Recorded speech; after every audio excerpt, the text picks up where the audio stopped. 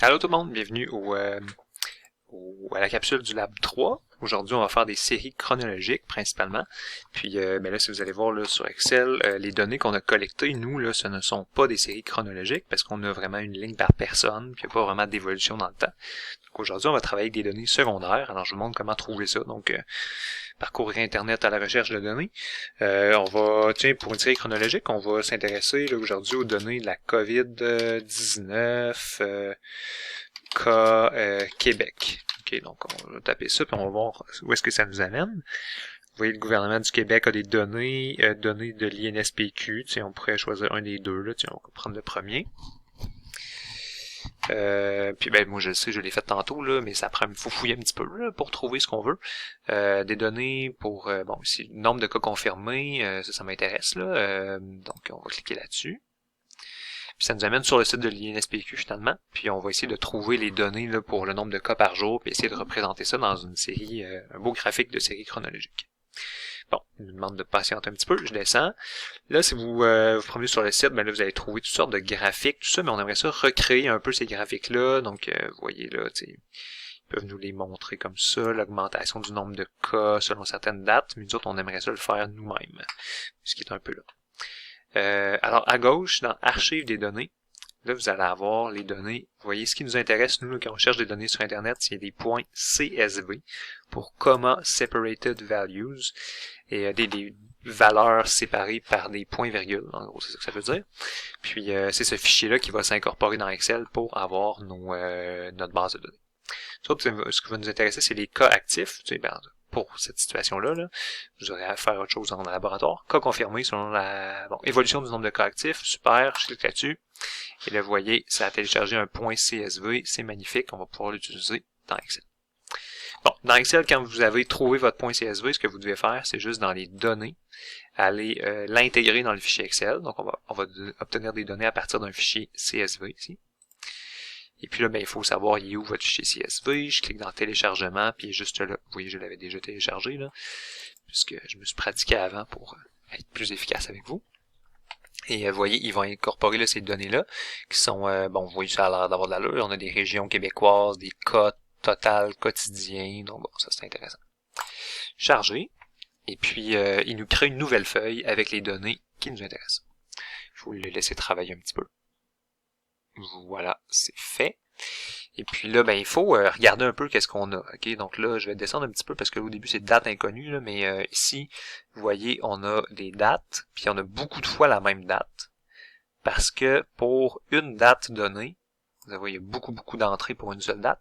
Il y a toutes les régions du Québec. Okay? Dans chacune, il y a combien de personnes qui ont été atteintes, qui ont des nouveaux cas de COVID-19, ceux qui sont inconnus, hors Québec, tout ça. Donc, il y a toutes sortes d'éléments qu'on fera pas, nous autres, on traitera pas plein de données comme ça. On va juste s'intéresser au total ici. Donc, pour juste enlever les choses qui nous intéressent pas, on peut aller dans le haut, cliquer sur la flèche, puis nous autres, on veut pas tout ça. Là. On aimerait ça, je vais juste cliquer sur sélectionner tout, ça le désélectionne. Puis je vais juste aller chercher le total. Ah, voilà, magnifique. Donc là, on vient de perdre beaucoup de lignes. Vous voyez, la numérotation augmente vite du côté gauche. Puis je vais même enlever, il y a encore deux pour une date, il y a deux résultats. Groupe d'âge puis sexe, mais il n'y a pas de différence entre les deux. Si vous descendez un peu, c'est toujours la même chose. Donc je vais juste en prendre un des deux. Voilà. OK. Super. Alors là, je suis rendu avec une ligne par date et le nombre de cas quotidiens. Je suis content, c'est ça que je vais vouloir représenter.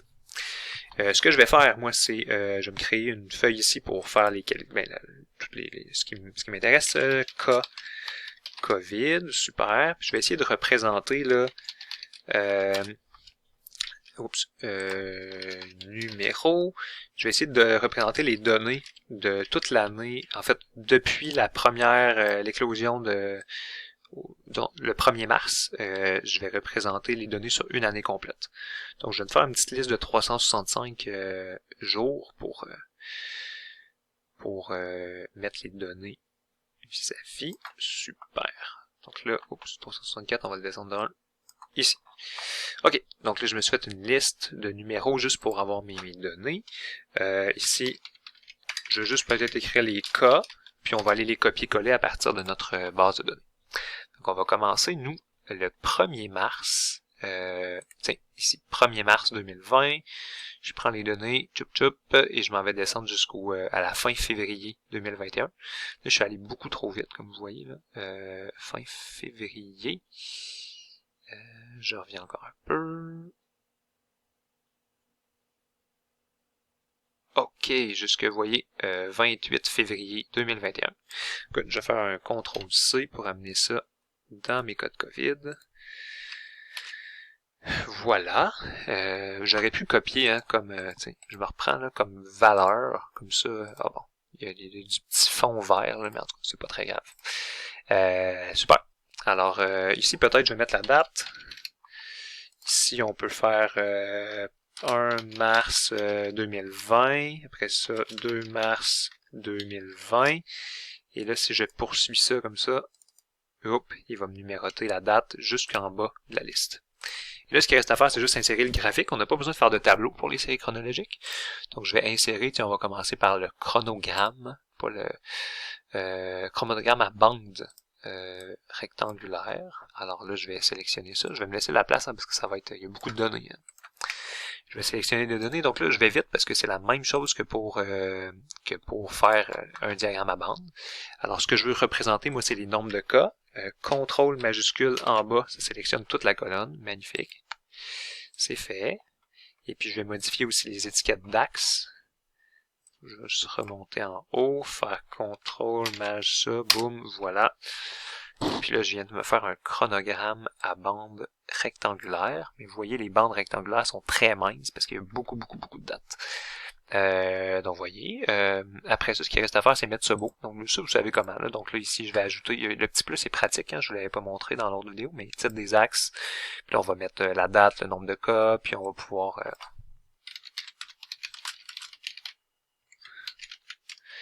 ça, la date ici. Vous voyez, Excel ne fait pas apparaître toutes les dates parce qu'il y en a trop, là, ça serait un peu long, mais au moins on en a même une par mois, fait que c'est quand même assez joli. Là.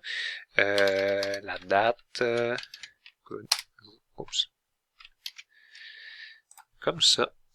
Puis là ici, on va juste mettre un beau titre, donc évolution du nombre de cas de COVID-19 au Québec, mars 2020 à février 2021. Magnifique. Vous voyez, un beau chronogramme à bande. Les bandes sont très minces. On voit bien hein, la première phase. Vous voyez ici, quand on était tous confinés à la maison. Deuxième phase, l'année suivante, là, dans le temps des fêtes, l'année après. Vous vous souvenez de ce temps des fêtes tumultueux. Donc c'est ça. Puis après ça, si vous voulez faire un chronogramme à ligne brisée, ben vous pouvez juste faire modifier le type de graphique. Puis peut-être juste le changer en courbe comme ça. Voilà. Et là, vous avez un beau chronogramme à ligne brisée. Donc là, tu sais, faire les deux graphiques, il n'y a pas vraiment de différence en termes de difficulté. On peut soit faire un, changer en l'autre, ou inversement. Là, comme il y a beaucoup de données, je sais pas, c'est peut-être plus simple comme ça, là, mais voilà le fonctionnement. Je vous montre rapidement pour faire les calculs de mesure de tendance centrale qu'on a vu en deuxième partie du cours précédent. Alors là, ici, on va utiliser les données de notre sondage. Je vais juste vous rappeler deux petites choses, là, puis après ça, c'est fini. Je vais vous rappeler comment créer des noms. Okay? Donc ici, là, je fais la sélection de ma base de données complète. Puis dans je vais mettre tout le temps, dans Formule, vous avez le gestionnaire de noms que je vais faire depuis sélection. Et là, je vais prendre juste la ligne du. Bon, c'est ça. Donc là, ici, si je veux calculer des mesures de tendance centrale sur les variables du sondage, donc sommeil ou les heures de travail, par exemple, ou le cellulaire, ce qu'on a travaillé, je vais le faire ici. Moyenne cellulaire quotidien. Puis là, après ça, il irait juste à utiliser les formules Excel moyenne, puis après ça, je vais écrire cellulaire, et ça le calcule pour vous. Alors, voici le temps moyen de cellulaire que les étudiants d'analyse quantitative passent. Temps moyen de cellulaire quotidien, donc 243 minutes. C'est beaucoup, ça. C'est un petit peu plus de 4 heures okay, sur les cellulaires. Puis là, ben, après ça, on peut calculer la médiane. Puis Excel a des formules intégrées pour toutes ces mesures de tendance-là. Donc, médiane, ici, pour cellulaire. Ici, c'est les deux mesures qui sont très intéressantes. Donc, vous voyez, elles sont très très proches. Okay? C'est une très faible différence là, quand c'est des minutes. Le mode ici, je peux le calculer, mais c'est beaucoup moins intéressant parce que c'est des données continues. Okay? Donc, peut-être la classe modale serait plus intéressante si on a fait le tableau. Mais là, ici, bon, on peut le faire pour le plaisir. Et Excel le fait pour les données quantitatives. Donc, donc, je vais juste prendre le mode la plus fréquente d'une série de données. Puis après ça, je vais prendre cellulaire. Et ça me donne le mode. Le mode, c'est 240. Il y a beaucoup de gens qui ont répondu exactement 4 heures, okay, parce que quand vous n'aviez pas les données exactes, les gens approximaient ça à 4 heures, donc c'est une valeur très fréquente dans le jeu de données. Et voilà, c'est tout ce que j'avais à vous montrer aujourd'hui pour le laboratoire. Juste que j'ai réussi à arrêter ça.